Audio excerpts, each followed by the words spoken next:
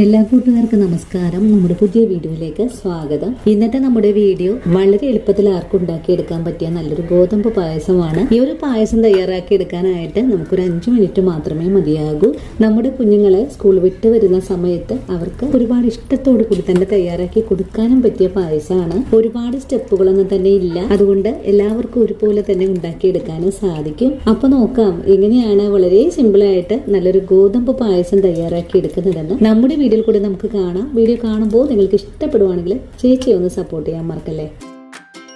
ഇനി നമുക്ക് ഗോതമ്പ് പായസം തയ്യാറാക്കാൻ തുടങ്ങാം. ഇതിനായിട്ട് ഞാനിവിടെ 1 ഗ്ലാസ് സൂചി ഗോതമ്പാണ് കേട്ടോ എടുത്തിട്ടുള്ളത്. ഇത് നമ്മൾ ഉപ്പുമാവൊക്കെ ഉണ്ടാക്കുന്ന ഗോതമ്പാണ് ഞാൻ എടുത്തിട്ടുള്ളത്. നിങ്ങളുടെ കൈവശം ഉള്ള ഏത് ഗോതമ്പാണോ അത് വെച്ചിട്ട് ഈ ഒരു പായസം തയ്യാറാക്കാം. ഇനി നമുക്ക് ഈ ഗോതമ്പ് ഒന്ന് വേവിച്ചെടുക്കണം. അതിന് മുമ്പായിട്ട് തന്നെ നല്ലോണം കഴുകിയതിന് ശേഷം ഒരു കുക്കറിലേക്ക് ഒന്ന് മാറ്റാം. അങ്ങനെ ഗോതമ്പ് കഴുകി കുക്കറിലേക്ക് മാറ്റിയിട്ടുണ്ട്. ഇനി നമുക്കിതിലേക്ക് വെന്തു വരാൻ ആവശ്യമായ വെള്ളം ഒഴിച്ചു കൊടുക്കാം. 1 ഗ്ലാസ് ഗോതമ്പിന് 2 ഗ്ലാസ് വെള്ളമാണ് ഒഴിച്ചു കൊടുത്തിട്ടുള്ളത്. ഇനി ഗോതമ്പ് നല്ലതുപോലെ ഒന്ന് ഇളക്കി യോജിപ്പിക്കാം. ഇനി ഇതിലേക്ക് 1 സ്പൂൺ അളവില് നെയ്യ് ഒഴിച്ചു കൊടുക്കാം. 1 നുള്ള് ഉപ്പും കൂടി ചേർക്കാം. ഇനി നന്നായിട്ടൊന്ന് ഇളക്കി യോജിപ്പിച്ചതിന് ശേഷം നമുക്കിതൊന്ന് വേവിച്ചെടുക്കാം. ഞാനിവിടെ ഇതുപോലുള്ള ഉപ്പുമാവ് ഉണ്ടാക്കുന്ന ഗോതമ്പാണ് എടുത്തിട്ടുള്ളത്.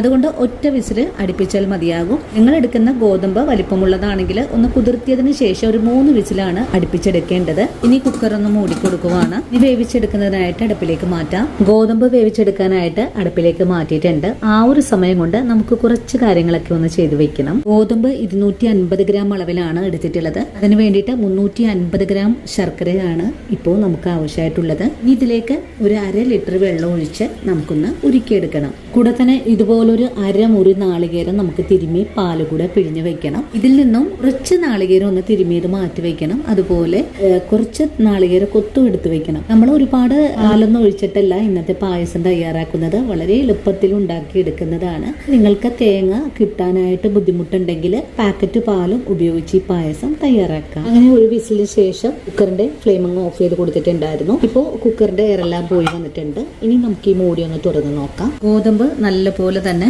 വെന്ത് വന്നിട്ടുണ്ട്. ഇനി നമുക്കിതിലേക്ക് നമ്മൾ ഉരുക്കിയെടുത്തിട്ടില്ല ശർക്കരപ്പാവ് ഒഴിച്ചു കൊടുക്കാം. ശർക്കരപ്പാനി ഒഴിച്ചു കഴിഞ്ഞാൽ വീണ്ടും നല്ലോണം തന്നെ ഇളക്കി കൊടുക്കാം. ഇനി നമുക്കിത് വീണ്ടും അടുപ്പിലേക്ക് വെച്ച് കൊടുത്ത് നല്ലോണം തന്നെ വെട്ടി തിളപ്പിച്ചെടുക്കാം. ഒരുപാട് സ്റ്റെപ്പുകളൊന്നും തന്നെ ഇല്ല. ആർക്കും വളരെ ഈസി ആയിട്ട് ഉണ്ടാക്കിയെടുക്കാം. നമ്മുടെ കുഞ്ഞുങ്ങൾ സ്കൂൾ വിട്ട് വരുന്ന സമയത്ത് അവർക്ക് ഒരുപാട് ഇഷ്ടത്തോടു കൂടി തന്നെ നമുക്ക് ഉണ്ടാക്കി കൊടുക്കാനും സാധിക്കും. ഈ സമയത്ത് നിങ്ങൾക്ക് മധുരം നോക്കിയിട്ട് മധുരം പോരായ്മ ഉണ്ടെങ്കിൽ കുറച്ചുകൂടെ മധുരമൊക്കെ ചേർക്കാം.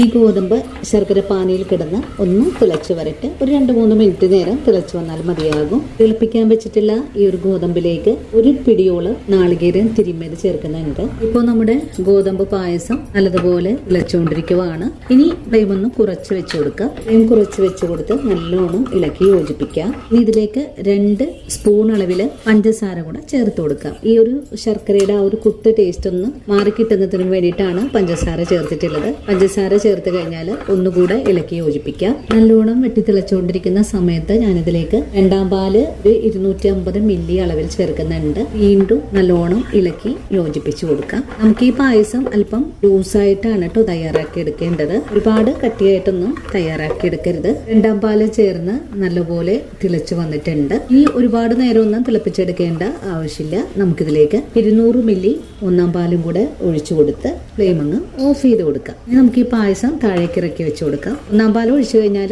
പിന്നെ തിളപ്പിച്ചെടുക്കരുത്. ഇതേ ഒരു രീതിയിലാണ് നമുക്ക് പായസം ആയി വന്നിട്ടുള്ളത്. പായസം താഴേക്ക് ഇറക്കി വെച്ച് കഴിഞ്ഞാൽ പിന്നെ നമുക്കിതിലേക്ക് കുറച്ച് ഏലക്കപ്പൊടി കൂടെ ചേർക്കാം. വീണ്ടും ഇളക്കി യോജിപ്പിച്ചു കൊടുക്കാം. നമ്മൾ എടുത്തിട്ടുള്ള ശർക്കരക്ക് വളരെ കളർ കുറവാണ്, അതുകൊണ്ടാണ് പായസത്തിന് കളറില്ലാത്തത്. ഇനി നമുക്ക് ഒരു താളിപ്പ് ചെയ്തെടുക്കണം.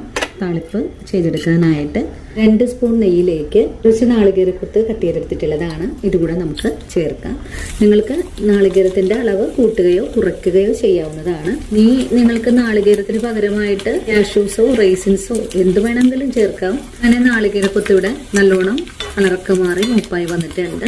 ഈ ഒരു പാകമായാൽ പിന്നെ നമുക്ക് ഫ്ലെയിം ഒന്ന് ഓഫ് ചെയ്ത് കൊടുക്കാം. നമുക്ക് താളിപ്പ് പായസത്തിലേക്ക് ചേർക്കാം. പായസം ഒന്ന് ഇളക്കി യോജിപ്പിച്ചു കൊടുക്കാം. അങ്ങനെ വളരെ സിമ്പിളായിട്ട് ആർക്കും ഉണ്ടാക്കിയെടുക്കാൻ പറ്റിയ ഗോതമ്പ് പായസം ഇവിടെ റെഡിയാണ്. നിങ്ങൾ ഇതുവരെയും ഇതുപോലെ ഒന്ന് തയ്യാറാക്കി കഴിച്ചിട്ടില്ലെങ്കിൽ തീർച്ചയായിട്ടും നമ്മുടെ വീഡിയോ കണ്ട് തയ്യാറാക്കി നോക്കുക. അപ്പോൾ ഇനിയും നല്ലൊരു വീഡിയോ ആയിട്ട് നാളെയും കണ്ടുമുട്ടാം. അതുവരെയും ഒത്തിരി സ്നേഹത്തോടെ വീണ്ടും കാണാം.